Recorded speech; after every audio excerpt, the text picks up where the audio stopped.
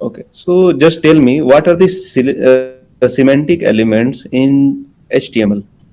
So semantic tags, basically they are the tags that clearly describe its meaning to both the browser and the developer.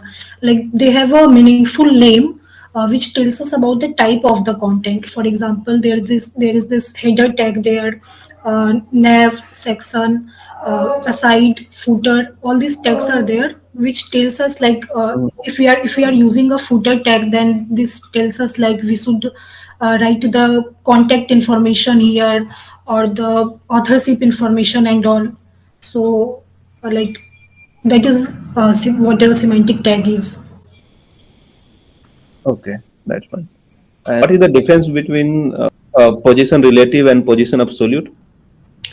If we are using the position relative, then in the like offset in the it will try to position itself according to the its current position. But if we are using the position absolute, then it will look for the first non-static ancestor. If the non-static ancestor is present, then it will the element it will position itself according to its like according to that ancestor. Otherwise, it will position itself according to the browser or the viewport dimensions. Okay, that's fine. What is flexbox? Basically, Flexbox it's a display property, and it helps us to design the layout of a website very easily without having to write so many float or the positioning properties. And in this flex, we can use many properties like the flex direction is there, justify content is there, align items is there. So it helps us to make the layout of a website. Okay, that's fine. And what is box model in CSS? So a box model, like by default, when the browser shows our element, it automatically like it shows it in the form of a box. It feels like every element is surrounded by a invisible box around it, and there are four different layers of this box. First is the content, second is the padding, third is the border, and fourth is the margin. For this content, the actual content is there, and then padding for this padding is the area between the content and the border. Then there is border is there, and after that margin, it is the space between the elements, like, or we can say it's the space around an element. Okay, that's fine. Now let's move to the JavaScript questions. Okay. Okay, sir. Okay. So before, okay, let's go to the JavaScript. So what is event loop? Event loop, basically it's a runtime model which is present in the JavaScript engine, and it continuously checks the call stack and the callback queue. And it monitors the call stack and the callback queue, and if there is a callback function waiting in the callback queue to be executed, then it will check if the call stack is empty or not. As soon as the call stack is empty, it will take that callback function from the call stack and push it into the call stack to be executed. So this is the event loop. Okay. So suppose there is a promise. I have looked something inside the promise, and another one is you. I mean, the set timeout. So which one will execute first? I mean, which one will result us first? The console log. I think the callback function which is attached with the promise, because with the callbacks which are attached to the promise, they go into the micro task queue, which has a higher priority than the call stack queue, which has a higher priority than the callback queue. So I think that will execute first, and then the callback function which is in the set timeout. Okay. Let's move to the another question. Do you know about the DOM? Yes, so DOM stands for Document Object Model. Basically, what happens when the browser or client send the information to the server, then server sends us different kinds of data, like it can be any HTML, XML, YML, any kind of data. And when browser gets this HTML, it converts it into JavaScript object through the inbuilt functions in the browser called parsers, and it parses that HTML into JavaScript object and stores it in the memory. So this object that we get from parsing the raw HTML, that is known as the document object model, and its structure, it's like a tree of nodes where every node denotes the HTML element. So this is what DOM is. Okay, that's fine. What is hoisting in JavaScript? So basically, hoisting is a phenomenon in JavaScript where we can access any variable or functions before we have initialized them.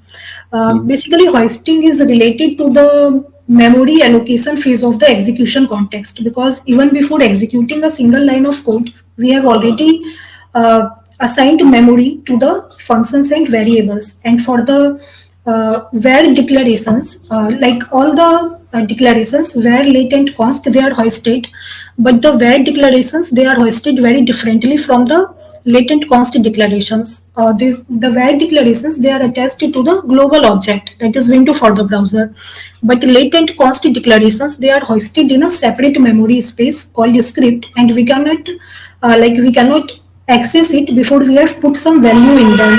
Also, they are said to be in a temporal dead zone, and like it's an area of block where latent const variables are hoisted, and until they are initialized with a value. So if we try to access those declarations in the temporal dead zone, we get a reference error that we cannot access this variable before initialization.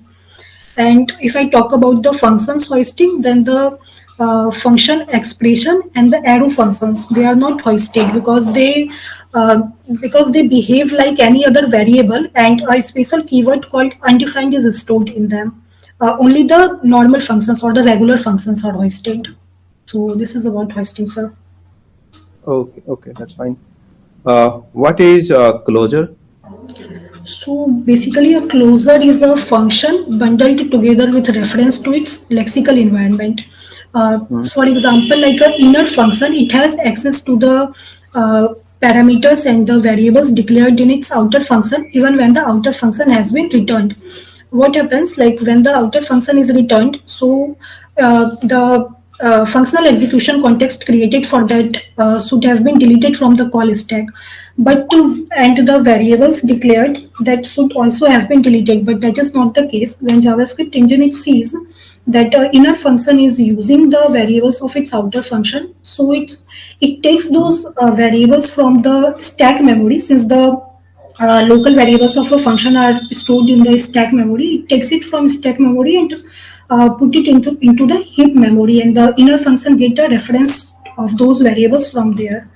So it's like inner function. It remembers where it was lexically present, even when its parent is not present there. So that is the closure, sir.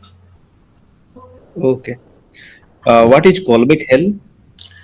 Callback hell, it's like there are multiple callbacks nested stacked below one another, where every callback is taking an argument, which is the result of the previous callback. So it makes our code very unreadable and unmaintainable, and Hmm. our code starts to grow horizontally instead of vertically.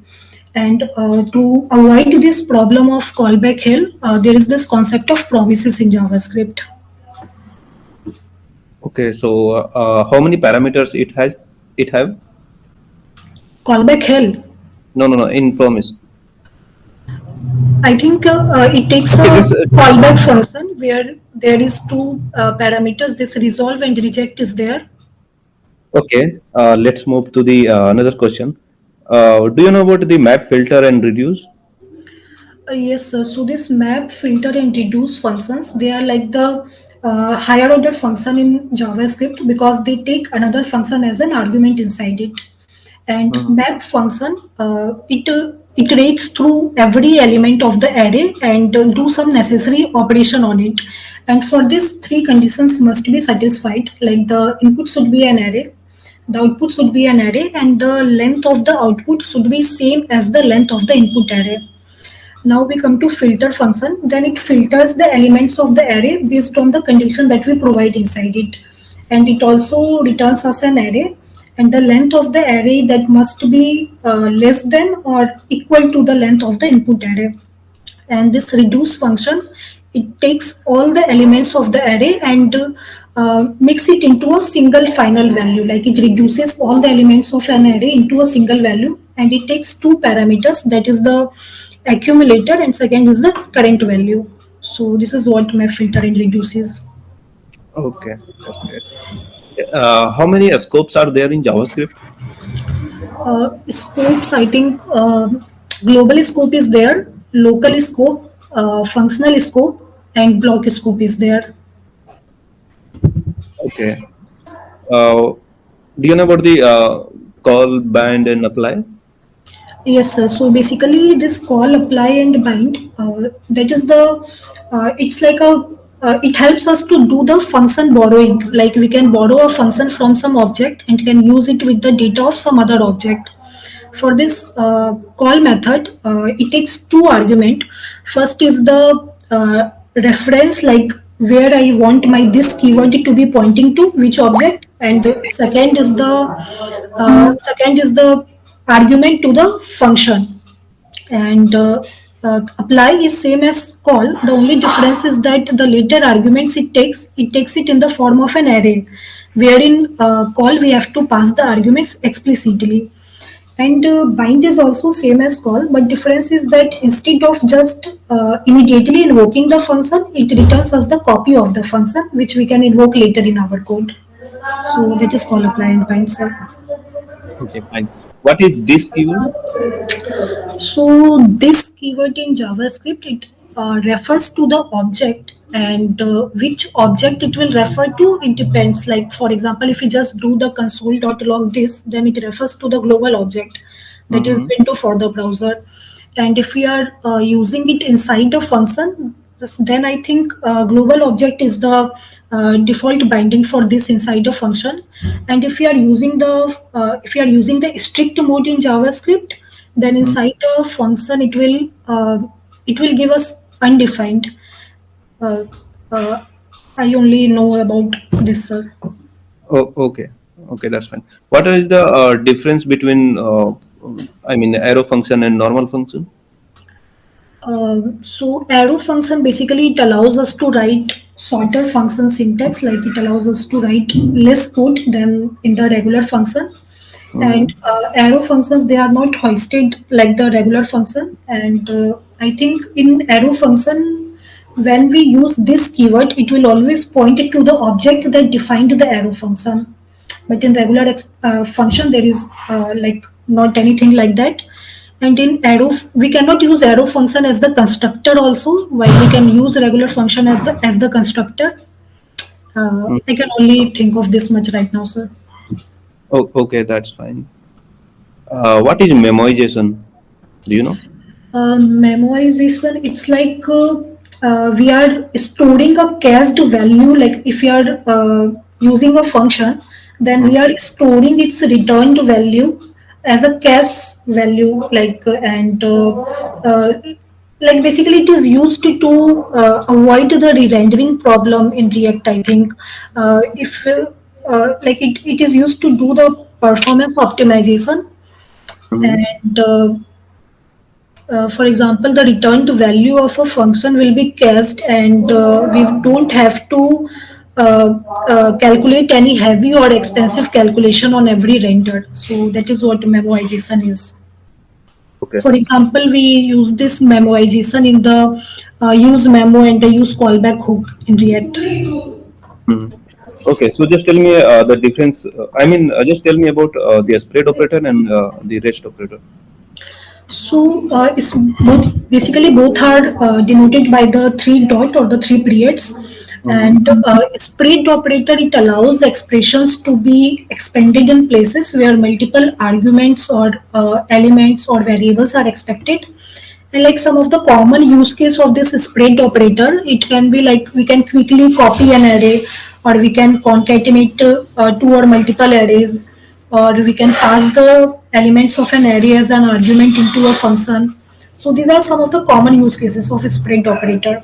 And the rest operator, it is basically same as the spread operator. The only difference is that like it's opposite of a spread operator. It instead of expanding the instead of expanding the any expression, it will collect multiple element and it will condense it into the form of a new array element. So that is what rest operator is. Okay, that's fine. Okay, can you say share me your screen? Okay, what is the virtual DOM? So basically, a virtual DOM, it's like a in-memory representation or a virtual representation or a lightweight copy of the real DOM. So like Uh-huh. when our application is rendered for the first time, then a tree of React elements is created and it is put into the memory, and it is in sync with the real DOM.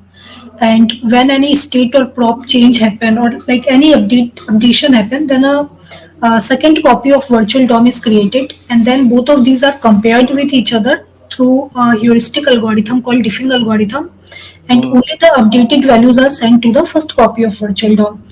Now we have to make the changes in the real DOM, and since the first copy is in sync with the real DOM, then again both of these will be diffed, and only the updated values will be sent to the real DOM. And this process is known as reconciliation. When we are making changes in the real DOM, only those updated value.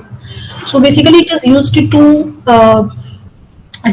increase the performance of our application. So that is why React uses this concept of virtual DOM. okay, that's fine. Okay, sir. Okay, that's fine. By the way, just tell me the advantage of React.js.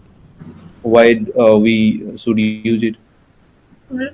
First is this virtual DOM, so it makes the rendering of our application very fast.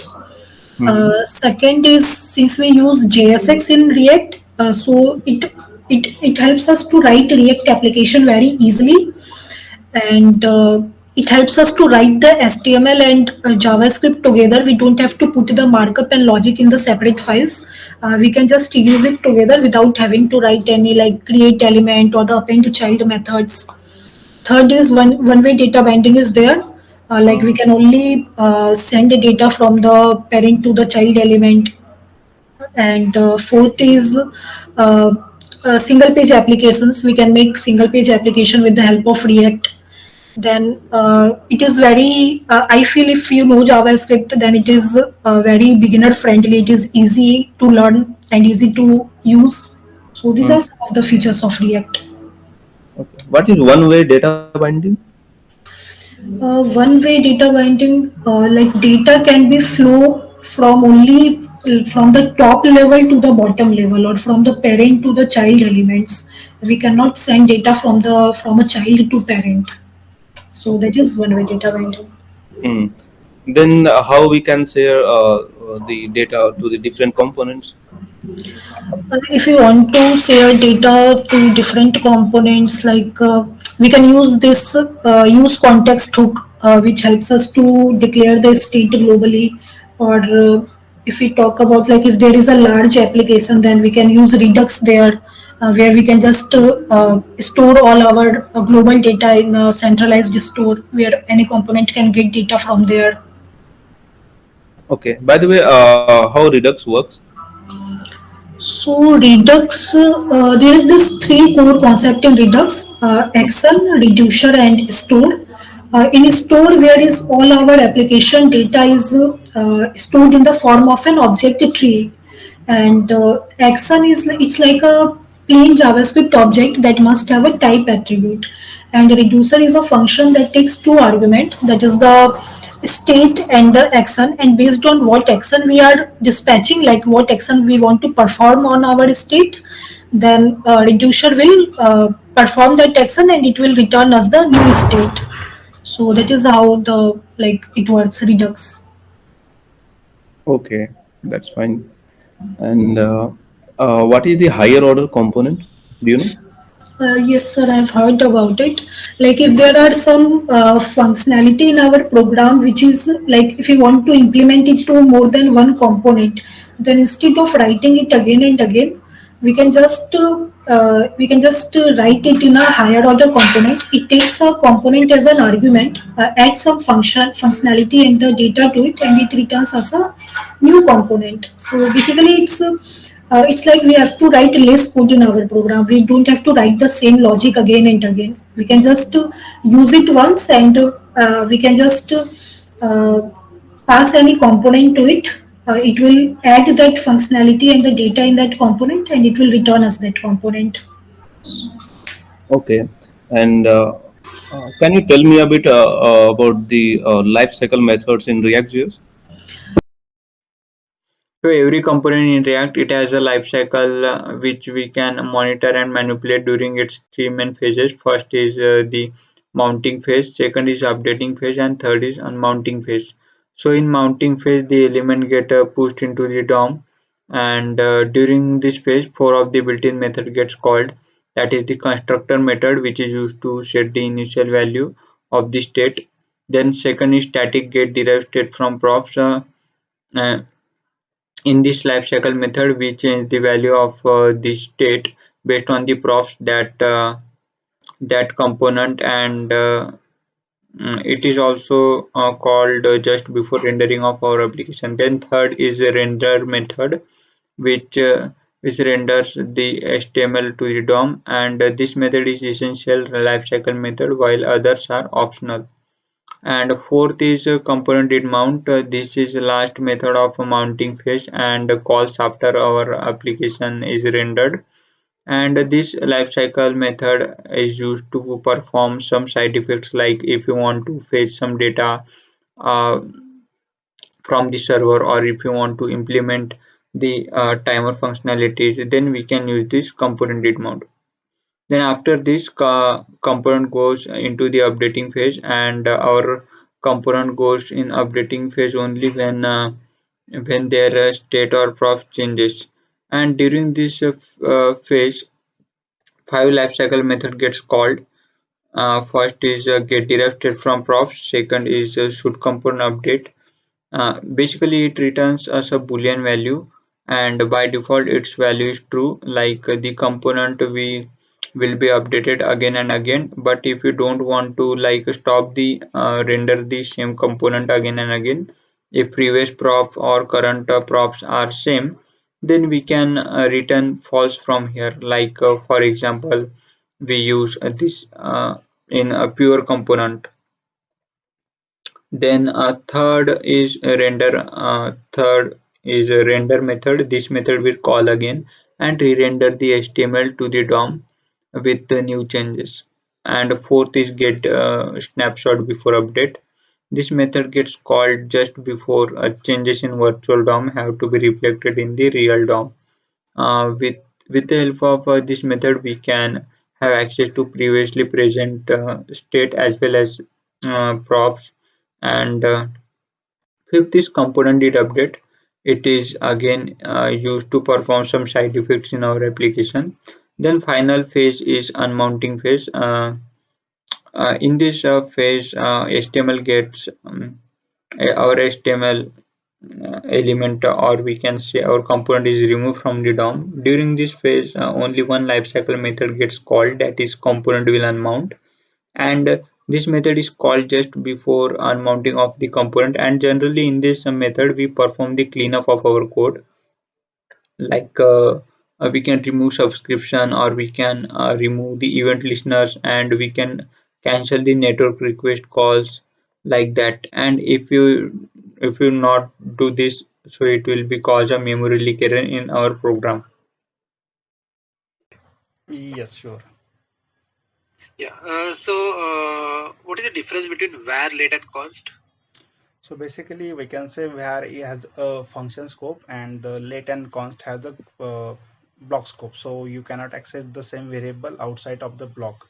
But in the problem when it comes with suppose we are using the var and we have one for loop, and inside that for loop we are updating the I where whatever variable we have created. So because of that, get what happens. So it will be having the same memory location. It will be updating the same value. So because of that concern, the ES6 features get introduced with a block scope. So with the block scope, we can have the similar variable outside of the block. So it will be a separate memory location for the let and const. And the difference between let and const will be the const will be not, we can say it cannot be reassigned. So so that is the difference between let, const, and var. And var going to hoist, and the let also going to hoist, but basically it will be not attached to the global window. It will be in the separate script block over there inside the developer tool. So there will be that reside. So and for the temporal date zone for that, so when we create some variable with a let or a const, so not the const, so when we create a with a let, so the difference between the initialization and the declaration, so this will be the temporal date zone for that variable. So this is how that it will be reside to that script block over there. Once it get attached to some value, then it will attach to the our global scope, we can say. So yeah, this is the some kind of difference I know about it. Okay. So let's say example, you have one variable cost name is equal to Pawan. So will you able to change that value? Okay. No, no. So basically, we have two types of the data type, primitive and non-primitive. Okay. So basically, if we are creating the primitive data type of the const, so we cannot reassign it. But suppose we are using the const object and first name, last name. Inside that, I am adding Pawan, first name Pawan and last name. So I can update the properties of it, but we cannot reassign it. So this is the main difference with the respect to the primitive and non-primitive for the const. Okay. So for inside for loop, right? If you use where, it will give you the same result, right? And if you use let, it will give you a different result, right? So let's say example, you don't want to use let, right? How you can? What is your second solution for it? So in that case, I will create a separate function and I will pass that I to that function. So that will what happens. So whatever I variable over there, suppose I have one set. I have already know about the one example of the set timeout, which prints the three. Suppose less than two we are using. So at that time, what happens? So whatever the latest value of I, it will attach to the set timeout, because set timeout resides into the call stack queue. As soon as the global scope get executed, then only it get executed. So for that case, we can create one closure and we can pass that set timeout into the closure. So it will be having the new memory location with the I variable. So we can say that the inside that function will be having the latest value. Each loop will have the separate value with it. So we can do similar kind. Okay, right. So you have an object, right? And you want to make a copy of that object. How you are going to do that? Okay, so basically, suppose I want to make a shallow copy, so I can directly write a const object 2 equal to object 1. So whatever the object 1 will be there, it will be copied to the object 2. Then we have the object dot assign, so we can use that as well. And then we can use the spread operator as well. So with the help of this, will creates with the spread operator, it will create a deep copy as well. But the only the initial level. Suppose you are using the any references type of the object inside the parent one, so it will be copied that parent references. So if you are trying to update something in the uh, child one with the help of the spread as well, so it will affect to that one as well. So this is the one kind of three type of the shallow copy we'll be having.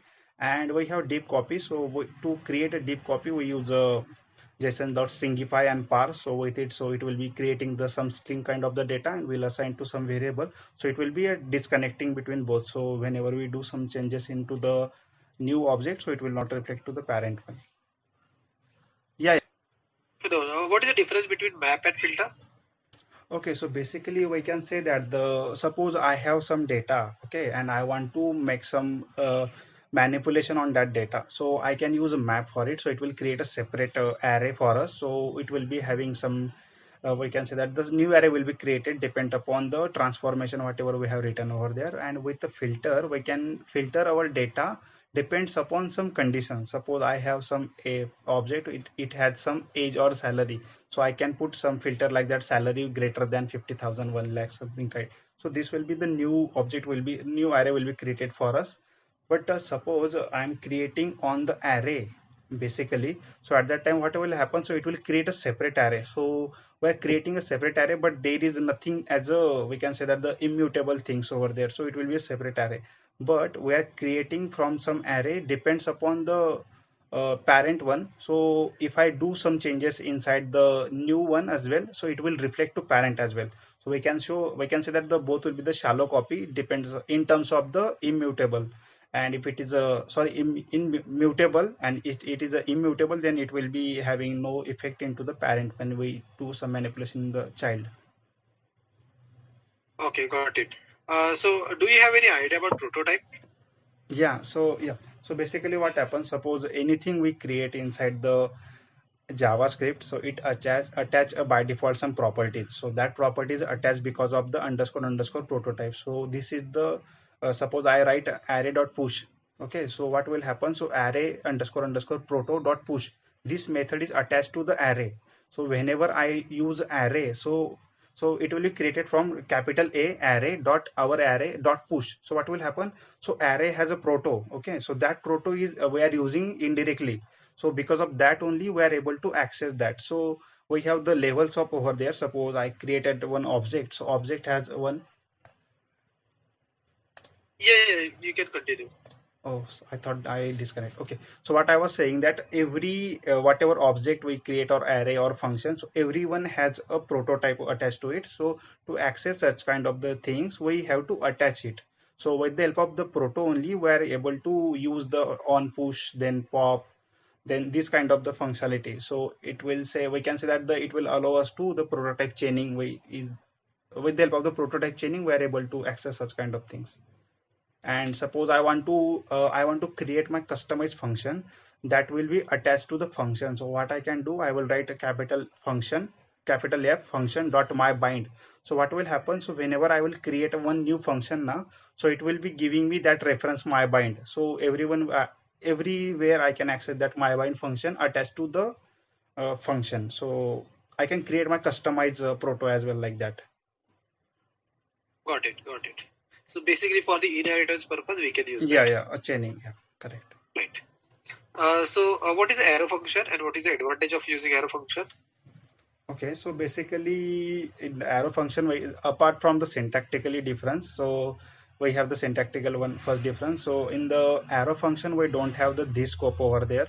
So if we have some nested, we can say the closer parent is there, then only it will be having the access of this over there, whatever the value inside that. So if we don't have that, it will target to the global scope directly. This is the one difference. Then we don't have the argument object inside the arrow function, so we use a rest operator for it. So whatever rest operator we pass from the calling the function, so we'll get that inside the rest function. And another thing, the arrow function not going to hoist and the normal function going to hoist. So this is the third difference. And apart from that, suppose I have created one arrow function, but that is not expecting any parameter, so I can skip that parenthesis as well. So this will be the simplified version for the arrow function, we can say, for the normal function. Right. So in which case you will use bind? Okay, so basically suppose I have one parent object, okay, and object one I have, inside that I have parent first name and last name Pawan and Patil, okay, and now I want to print some other name. Suppose I want to pass the test. So what will I can do, I will create that object one dot property, whatever function get name over there. So I can pass the value of a new object. Suppose I want to pass test, so that will be the another object. That object will attach to that this. So with the help of that bind, okay, so I will tell about the first what is the approach, and I will give the differences between three. So what I was trying to say, that the we can attach the new scope of this to the current function. So it will not target like that the Pawan and Patil, it will target to test. So this is how we use call, apply and bind. So difference between call and apply and bind is that bind will create a separate memory location. So it will not execute as soon as we call that. It will be having some memory location attached to the one variable, and we can use it later on. So this is the one difference I know. And in the call and apply, it get executed as soon as we call it. And in the both the difference, we have to use a separate comma separated parameter we have to pass in the call, and in the apply we have to use in the array shape we can pass. Right. So basically what is the difference between spread operator and rest parameter? Okay, so basically we can say that the rest operator, as I mentioned, that suppose I don't know how many parameter is coming into the arrow function. So at that time, what I can do, whatever parameter I will pass from here, I will create the rest operator dot dot dot whatever input I will create over there. Suppose I want I pass three parameter now, so I will get the three parameters over inside that. Suppose I pass n number of, then n number of will be get. So I can iterate that my rest operator over there. And in terms of the spread operator, I can say that the suppose it will be having a, it allows to separate whatever things over there. So what I can say that the it will help us to the separate everything from the array. Suppose I want to add something beginning to the array and the end of the array. So what I can do, I will create array const new array, and I will push something, and in the bracket I will add suppose I want to add 10 and 10 at the beginning and the end. So what I can do, array 10, then comma dot dot dot whatever base array, and now again 10. So what will happen, it will create separate out the whatever the dot dot dot array we have passed. So what it will happen, it will separate it everything from that array, and it will allow us to create the new array. So this is the difference I know. Okay. So I'm sharing one. Between map and for each. Basically, the main difference between map and for each is like map returns an array, but for each doesn't return anything. So the second main difference is like we can use sort method, filter method after map function, but we can't use after for each. Like map is chainable and for each is not chainable. Like we can't use dot sort after for each. We can use with the with map function, because map function is returning an array. We can use every function of array with the map after map. Okay. What is the difference between local storage and session storage? Local storage and session storage both are browser storage. Local storage data persists until it is deleted manually, whereas session storage data gets deleted whenever the user deletes, I mean, not deletes, closes the tab. Local storage is also called local storage for your browsers. It can save up to 10 MB of data. On the other hand, session storage can also do the same thing. It can store 10 MB of data, but it's session based, as the name suggests. It is session based, and it will be deleted after closing your browser. Currying is a function that takes one argument at a time and returns a new function expecting the next argument. And curried functions are constructed by chaining closures by immediately returning their inner function simultaneously. To avoid passing the same variable again and again, to create higher order functions, to make your function pure and less prone to errors. So actually this is more of a Promise is an object which represents eventual completion of a asynchronous operation. Basically, promise is used for performing asynchronous task. It has three states: pending, fulfilled, and rejected. And once the promise is fulfilled or rejected, then it will be immutable. We can create the promise with the help of a promise constructor, and this promise constructor takes two functions as an argument, that is a resolve function and reject function. And based on the asynchronous operation, it returns either the first argument or the second argument. So this is promise. Promise is an object which represents eventual completion of asynchronous operation. Basically, promise object is used for performing asynchronous task. It has three states. First is pending. Pending is the initial state of every promise. It represents that the result has not been computed till now. And then we have fulfilled. It represents the completion of operation. And then finally we have rejected. That represent the failure that occurs during the computation. And once the promise is fulfilled or rejected, then it will be immutable. And we can create the promise with the help of promise constructor, and this promise constructor takes two functions as an argument, that is resolve and reject, and based on the asynchronous operation it returns either the first argument or the So second argument. lexical scope means that the variable which was defined outside the function can be accessible inside some another function which was defined after its declaration. Of But opposite is not true. The variable which was inside the function, we cannot access that function outside. For example, if you have a function which was present in global scope, and inside that function we have some other function, some another function called, let's call child. So through that child function, we can access the variable of its outer function scope as well as its outer means It's means global scope we can access. So the global scope. So here the global scope and that the scope of that parent function is the globe like is the lexical scope. Happens is when we try to execute a JS code, there are two phases. One is a creation phase and the other is execution phase. So in creation phase, three things happen. First, it creates a global or a window object. So I'm going to create a window object representation over here. Oh man, I'm so bad at drawing. The second step is it setups a memory heap for storing variables and function references. That means it takes all of the variables and functions and stores it inside of this window object. And the third step is that it initializes those functions and variable declarations with undefined. So let's say we have first variable as a, so we're gonna store a. Second is our function, which is multiply. So we stored multiply over here. And the third thing is our variable b. Now the third step is that it initializes them with undefined.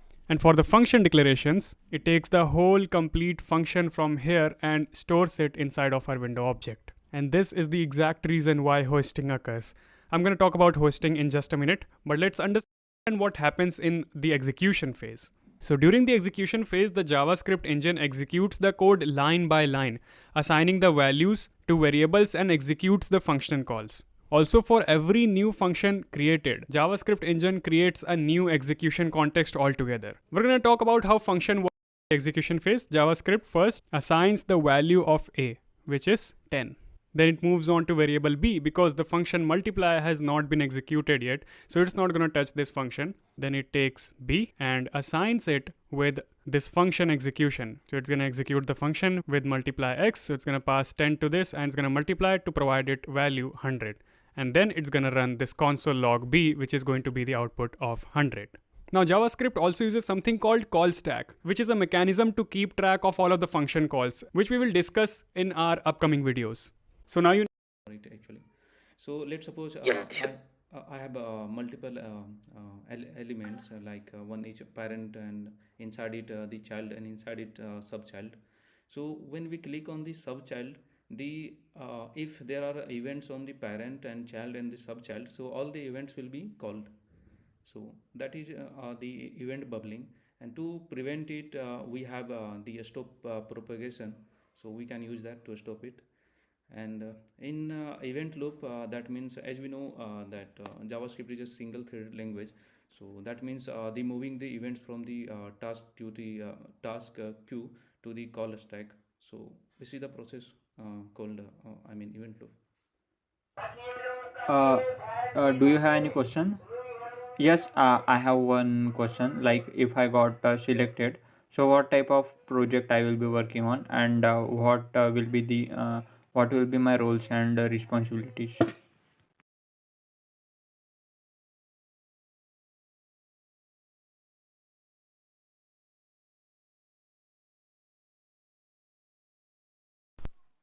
So first of all, they both are array methods, and they both iterates over an array and applies a callback function to each element of that array.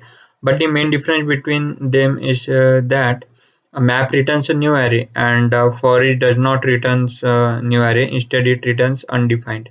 And because map method returns a new array, we can perform a chaining, and in for which we can do that.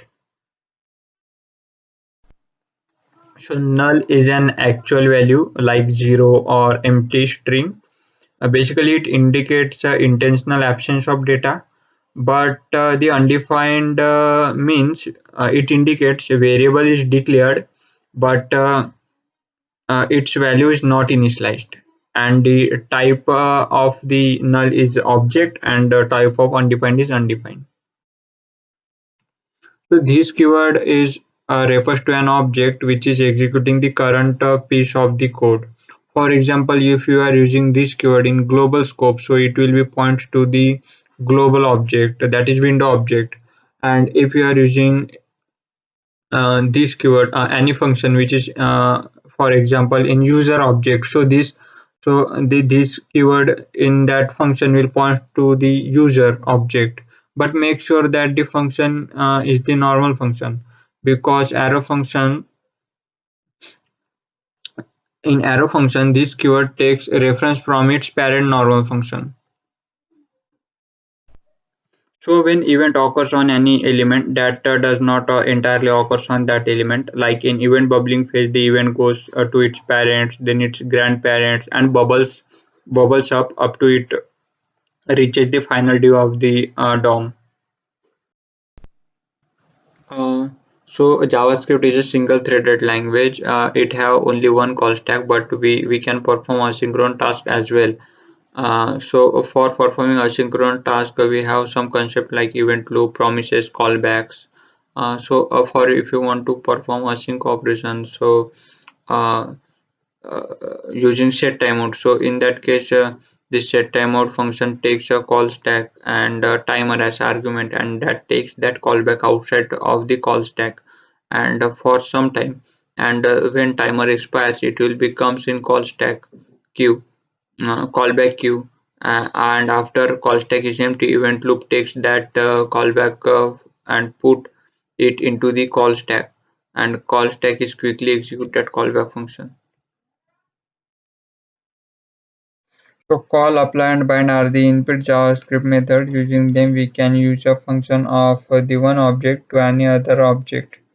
Basically, they are used to set the this covered independent of how the function is called. Talking about call method, so call method takes two arguments. First is the object in which you want to call that function, and second is the arguments of that function. An apply method works exactly the same as the call works, but the only difference is that it takes all of the arguments in the form of an array. And coming to bind method, so instead of calling that function instantly, just like call and apply do, it provides us with another function which we can call later on to execute that function. Redux is an open source JavaScript library which is used for global state management. Basically, we can store our whole application data in a single place.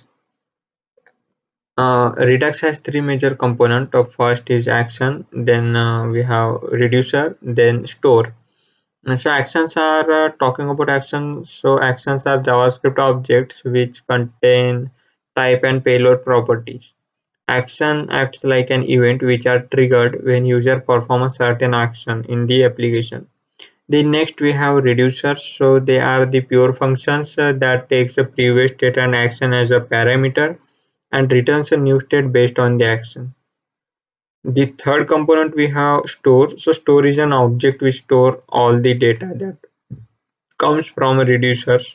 Sorry, not reducers, root reducers. Basically, the first you have to combine all the reducers into one root reducer. Then store that root reducer in the store. So difference between let and where is that where has a functional scope, whereas the let has the block scope, and we can redeclare and reinitialize the var variable, and whereas in let we can reinitialize but we cannot redeclare this let variable. And where is hosted, that is we can access var variable before initialization, but let is not hosted. Let is not hosted. Let is also hosted, but that hosted in temporal date zone, that is we cannot access them before initialization. So the first difference between let var and const is of scoping. So var has a functional scope, whereas let and const has a block scope. Then second difference is about reinitialization. So we can reinitialize the var and let variable, but if you try to reinitialize the const variable, so it will throw us an type error that assignment to constant variable. Then third difference is about redeclaration. So we can only redeclare the var variable, we cannot redeclare let and const. If we try to redeclare them, so they will throw us an syntax error. Suppose we try to redeclare age variable, so it will throw us an error that identifier age has already been declared. Then fourth difference is declaration without initialization. So we can declare the var and let variable without providing them any value, but in case of const we cannot do this. And if we try to do this, so it will throw us an error that missing initializer in const declaration. So this is the difference.